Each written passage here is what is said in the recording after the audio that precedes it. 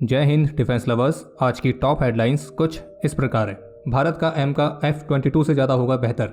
चीन AI generated content की मदद से भारत के इलेक्शन प्रोसेस में कर सकता है हस्तक्षेप।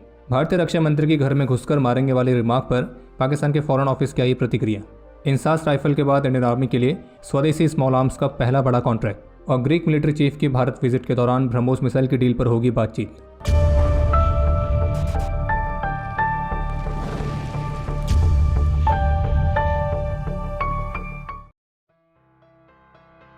कल 5 अप्रैल को इंडिया टुडे की तरफ से भारत के 5th जनरेशन फाइटर प्रोग्राम एमका से रिलेटेड एक रिपोर्ट पब्लिश की गई थी कि 7 मार्च को CCS की तरफ से एमका प्रोग्राम की अगली स्टेज के लिए मंजूरी मिलने के बाद अब इस एयरक्राफ्ट के जो 5 प्रोटोटाइप्स तैयार किए जाने, जिन्हें ADA और HAL भारत की प्राइवेट फर्म्स के सपोर्ट के साथ विकसित करेंगी, तो ADA ने एमका के 5 प्रोटोटाइप्स को बनाने के लिए 10 वर्षों का रोड मैप तैयार किया है, जिसके बाद इनकी फ्लाइट टेस्टिंग शुरू की जाएगी और इसके पहले प्रोटोटाइप को ही बनने में लगभग 4 वर्षों का समय लगेगा। और अगर सब कुछ योजना के अनुसार जाता है तो फिर एमका की जो मैन्युफैक्चरिंग है तो वो 2035 के बाद स्टार्ट होगी। और जबकि इस रिपोर्ट के मुताबिक लोकसभा इलेक्शन से पहले भारत सरकार द्वारा क्लियर किया गया एक बहुत ही महत्वपूर्ण मिलिट्री प्रोजेक्ट है, लेकिन इस रिपोर्ट के मुताबिक ये भी पता चला है कि इस प्रोग्राम की हाई कॉस्ट के कारण, हालांकि इस रिपोर्ट से भी पता चला है कि कुछ इस एमका प्रोग्राम के अपोजिशन में भी थे, जिसमें आर्म्ड फोर्सेस का एक सेक्शन भी आता है जो कि इस प्रोग्राम की हाई कॉस्ट के कारण इसके विरोध में था। लेकिन इसके डेवलपर्स ने PMO को बताया कि अगर इस परियोजना को अभी मंजूरी नहीं मिलती है तो उसका रेलिवेंस खत्म होने का खतरा है और फिर टर्की की तरह बाकी के देश भी स्टेल्थ फाइटर को विकसित करने के मामले में भारत से आगे निकल जाएंगे। बाकी इंडिया टुडे की रिपोर्ट के मुताबिक इंडियन एयरफोर्स की योजना 2035 से 120 एमका फाइटर्स को डिप्लॉय करने की है। एमका की पहली 2 स्क्वाड्रंस में Mark 1 वाले वर्जन होंगे, जिन्हें पावर देने के लिए जनरल इलेक्ट्रिक के इंजन का इस्तेमाल किया जाएगा। और फिर बाकी की जो 4 स्क्वाड्रंस होंगी वो Mark 2 वाले वर्जन की होगी, जो कि और ज़्यादा एडवांस होगा और इसमें फॉरेन कोलैबोरेशन के साथ भारत में स्वदेशी तौर पर विकसित किया गया और भी एडवांस जेट इंजन लगा होगा। और जो एमका फाइटर है उसे फर्स्ट लुक फर्स्ट किल वाले कॉन्सेप्ट के आधार पर विकसित किया जा रहा है और इस तरह की कैपेबिलिटी फिलहाल अभी इंडियन एयरफोर्स की इन्वेंटरी में मौजूद किसी भी फाइटर जेट के पास नहीं है। इंडिया टुडे की रिपोर्ट के मुताबिक जो एमका है वो BrahMos NG air to ground missile, Astra air to air missile, anti tank missiles, Rudram anti radiation missile, laser guided bombs और प्रिसिशन म्यूनिशंस को कैरी करेगा। और जबकि एमका मैन के नाम से जाने जाने वाले डॉक्टर आशीष कुमार घोष, जो कि इस एमका प्रोग्राम की शुरुआत से इसके प्रोजेक्ट डायरेक्टर थे, तो उन्होंने इंडिया टुडे के साथ बात करते हुए बताया है कि कैसे सभी 5th जनरेशन फाइटर जेट्स के पास सभी तरह के स्टेल्थ फीचर्स अभी नहीं है, लेकिन भारत का एमका सही मायनों में एक रियल स्टेल्थ जेट होने वाला है। और उन्होंने इस बात पर भी जोर दिया कि भारत का जो 5th जनरेशन फाइटर जेट एमका है वो किसी भी मौजूदा प्लेटफॉर्म की कॉपी नहीं है और एमका का जो डिज़ाइन है और जो उसकी अलग अलग टेक्नोलॉजीज़ का डेवलपमेंट है वो सभी चीज़ें एक साथ हुई हैं। और शुरुआती एमका फाइटर्स में जनरल इलेक्ट्रिक के इंजन्स और इजेक्शन सीट के अलावा 70% से अधिक के कंपोनेंट्स पूरी तरह से स्वदेशी होंगे, जिनमें सभी तरह के सेंसर्स, एवियोनिक्स और फ्लाइट कंट्रोल सिस्टम्स आएंगे। और एमका वर्तमान समय में मौजूद बाकी किसी भी अन्य 5th जनरेशन एयरक्राफ्ट की तुलना में काफ़ी ज़्यादा कॉस्ट इफेक्टिव होगा। खैर, इस पर हम बस यही कहेंगे कि हमें हमारे इंजीनियर्स और साइंटिस्ट की कैपेबिलिटी पर कोई भी संदेह नहीं है। अगर हमें संदेह किसी पर है तो वो है हमारे देश की ब्यूरोक्रेटिक प्रोसेस पर, और इसलिए हम उम्मीद करेंगे कि इस प्रोग्राम की जो ब्यूरोक्रेटिक डिलेज हैं वो कम से कम हो और ये फाइटर जल्द से जल्द भारत की फोर्सेस की सर्विस में ऑपरेशनल हो और समय पर ये इंडक्ट होगा, तभी इसके सही मायने भी हैं। लेटेस्ट मीडिया रिपोर्ट्स के मुताबिक माइक्रोसॉफ्ट थ्रेट एनालिसिस टीम ने इस बात को लेकर वार्न किया है कि जो चीन है वो भारत, साउथ कोरिया, अमेरिका, इन देशों की चुनावी प्रक्रिया में हस्तक्षेप करने के लिए AI जनरेटेड कंटेंट का इस्तेमाल कर सकता है। हालांकि साथ में ये भी कहा गया कि इलेक्शन के रिजल्ट्स में इस तरह के AI जनरेटेड कंटेंट का प्रभाव पड़ने के चांसेस बहुत कम रहते हैं, लेकिन बावजूद इसके जो चीन है वो AI की मदद से ऑगमेंटिंग मीम्स, वीडियोस, ऑडियो, तो इन सभी के माध्यम से अपने एक्सपेरिमेंट्स को लगातार कंटिन्यू रखेगा, जो कि आगे चलकर अधिक प्रभावी साबित हो सकते हैं।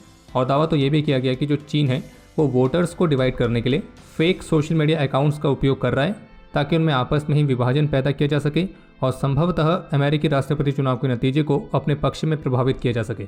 और दुनिया भर के प्रमुख देशों में अपने गोल्स को अचीव करने के लिए चीन ने AI जनरेटेड कंटेंट के इस्तेमाल को बढ़ा दिया है। और जबकि इसी बीच मेटा की तरफ से भी ऑफिशियल स्टेटमेंट जारी करके बताया गया है कि मैनिपुलेटेड मीडिया को काउंटर करने के लिए वे मई के महीने से अपने फेसबुक और इंस्टाग्राम जैसे प्लेटफॉर्म्स में कई अलग अलग रेंज की वीडियोस, ऑडियोज, इमेजेस जो कि AI की मदद से जनरेट की गई हैं, तो इस तरह के कंटेंट को मेड विद AI के लेबल के साथ जारी करना शुरू करेंगे।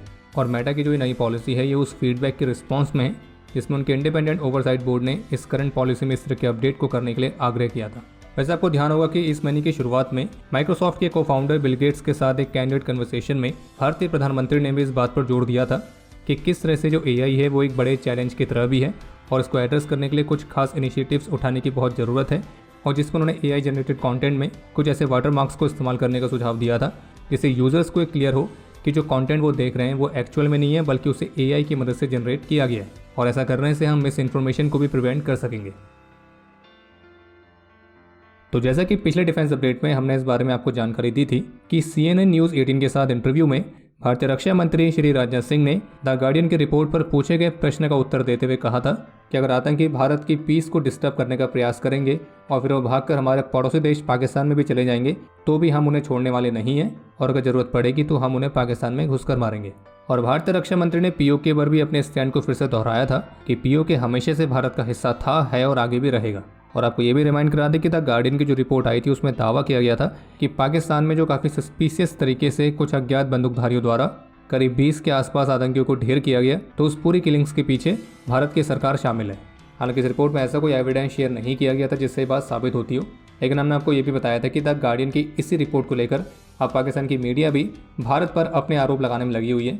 फिर उसके बाद भारतीय रक्षा मंत्री की इतनी बड़ी स्टेटमेंट का आना, तो अब इन सब चीज़ों के बीच पाकिस्तानी गवर्नमेंट ऑफिशियल्स की तरफ से रिएक्शन देखने को मिला है, खास करके भारतीय रक्षा मंत्री की पाकिस्तान में घुसकर मारने वाली स्टेटमेंट पर, जिसमें पाकिस्तान के फॉरेन अफेयर्स ने भारतीय रक्षा मंत्री की रिमार्क को उकसाने वाला बताया और ये भी दावा किया है कि भारत द्वारा पाकिस्तान के अंदर मनमाने ढंग से आतंकवादी करार दिए गए अधिक नागरिकों को अतिरिक्त विवेकपूर्ण तरीके से फांसी देने की भारत की तैयारी का दावा स्पष्ट रूप से दोषी होने की स्वीकृति है। और इसलिए पाकिस्तान ने इंटरनेशनल कम्युनिटी से आग्रह किया है कि वो भारत को उनके इस गैर कानूनी कार्यों के लिए जवाबदेह ठहराए। और साथ में इस स्टेटमेंट में ये भी लिखा गया कि पाकिस्तान ने हमेशा क्षेत्र में शांति के प्रति अपनी प्रतिबद्धता प्रदर्शित करी है। हालांकि शांति की हमारी इच्छा को गलत नहीं समझा जाना चाहिए और इतिहास पाकिस्तान के दृढ़ संकल्प और अपनी रक्षा करने की क्षमता का गवाह है। खैर वो तो हम कई बार देख चुके हैं कि पाकिस्तान अपने आप को कैसे डिफेंड करता है। बहुत सिंपल तरीका है, सरेंडर कर दो। और रही बात है इस रीजन में शांति बनाए रखने की पाकिस्तान की कमिटमेंट की, तो हाँ हम सभी जानते हैं कि पाकिस्तान अपने वहाँ लादेन जैसे लोगों को पनाह देकर कैसे इस रीजन में शांति बनाए रखता है। क्योंकि पाकिस्तान के लिए लादेन, हाफिज सईद, मसूद अजहर ये सभी लोग आतंकी नहीं बल्कि एक सिविलियन है। बाकी अभी जिससे मैं हमें वीडियो रिकॉर्ड कर रहे हैं तो पाकिस्तान की फॉरेन मिनिस्टर के इस रिएक्शन पर भारत के फॉरेन मिनिस्ट्री के रिएक्शन का इंतजार है।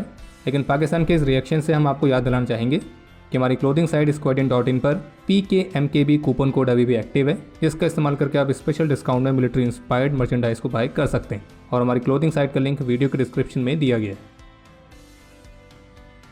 भारत के डिफेंस सेक्टर से एक बड़ा अपडेट ये सामने आया है, जिसके बारे में न्यूज़ 9 की तरफ से रिपोर्ट जारी की गई है। और इस रिपोर्ट के मुताबिक इंडियन फर्म जिसका नाम है Lokesh machines limited, short form है LMT, तो इस कंपनी ने PLR सिस्टम्स और जिंदल डिफेंस जैसी बड़ी कंपनीज को बीट करके इंडियन आर्मी की स्पेशल फोर्सेस के लिए 9x19 mm की ASMI सब मशीन पिस्टल्स की 550 यूनिट्स को सप्लाई करने वाला कॉन्ट्रैक्ट जीत लिया है। और ये कॉन्ट्रैक्ट महत्वपूर्ण इसलिए है क्योंकि इंसास राइफल के बाद स्वदेशी स्मॉल आर्म्स के मामले में ये पहला बड़ा ऑर्डर है। और आपको ये भी बता दें कि LMT जिस 9x19 mm की ASMI सब मशीन पिस्टल इंडियन आर्मी के स्पेशल फोर्सेस को सप्लाई करेगी, तो वो एक्चुअल में इंडियन आर्मी के लेफ्टिनेंट कर्नल प्रसाद बंसोद का ब्रेन चाइल्ड है, जिसे उन्होंने DRDO के साथ मिलकर स्वदेशी तौर पर विकसित किया है। और ये भारत की पहली स्वदेशी तौर पर विकसित की गई 9 mm की मशीन पिस्टल है, जिसे 2021 में प्रदर्शित किया गया था। और इस मशीन पिस्टल को खास तौर पर वर्ल्ड वॉर 2 के टाइम की ब्रिटिश डिजाइन स्टर्लिंग कार्बाइन्स को रिप्लेस करने के लिए डिजाइन किया गया। और अपने लो कॉस्ट के कारण इसमें एक्सपोर्ट पोटेंशियल भी बहुत ज़्यादा है, क्योंकि इसकी पर यूनिट कॉस्ट 50,000 रुपीज़ से भी कम है। और लोकेश मशीन्स लिमिटेड ने भारत की स्वदेशी सब मशीन पिस्टल के साथ ऑलरेडी स्टैब्लिश प्लेयर्स के खिलाफ कॉम्पीट करके ये कॉन्ट्रैक्ट जीता है। हालांकि LMT के अलावा जिंदल डिफेंस को भी एक सेपरेट कॉन्ट्रैक्ट मिला है, जिसके तहत वे भी इंडियन आर्मी के लिए करीब 550 9x19 mm की अपनी taurus T9 machine pistol supply करेगी। लेकिन आपको एक बात क्लियर करना चाहेंगे कि जो ASMI सब मशीन पिस्टल है तो पूरी तरह से भारत का अपना स्वदेशी डिज़ाइन है और उसे भारत में ही विकसित किया गया है। लेकिन जो टॉरस T9 है उसे जिंदल डिफेंस ने ब्राजीलियन फर्म टॉरस के कोलैबोरेशन के साथ विकसित किया है। और इन टॉरस T9 सब मशीन पिस्टल्स को भारत में ट्रांसफर ऑफ टेक्नोलॉजी के माध्यम से मैन्युफैक्चर किया गया है। इकोनॉमिक टाइम्स की रिपोर्ट के मुताबिक अगले सप्ताह ग्रीक आर्म्ड फोर्सेस के chief of the general staff, जिनका नाम है जनरल दिमित्रिस होपिस, तो वे भारत को विजिट करने की योजना बना रहे हैं।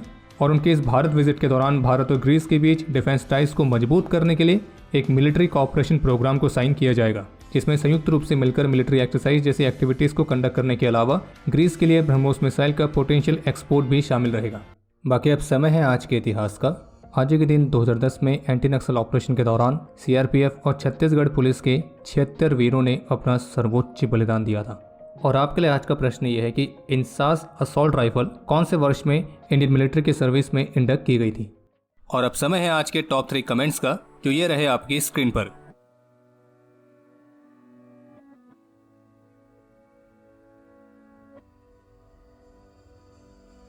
तो हमारे आज के इस एपिसोड के लिए इतना ही। उम्मीद है आपको एपिसोड पसंद आया होगा। पसंद आया तो वीडियो को लाइक जरूर करें। कोई भी सुझाव या सवाल हो तो उसके लिए कमेंट सेक्शन ओपन है। और अगर आपने अभी तक डिफेंस स्कॉट की सुपर ऐप को डाउनलोड नहीं किया है तो आज ही डाउनलोड करें और एक्सप्लोर करें डिफेंस की दुनिया को एक अलग तरह से। बाकी जल्द ही मिलेंगे नए एपिसोड के साथ। तब तक के लिए जय हिंद, जय भारत।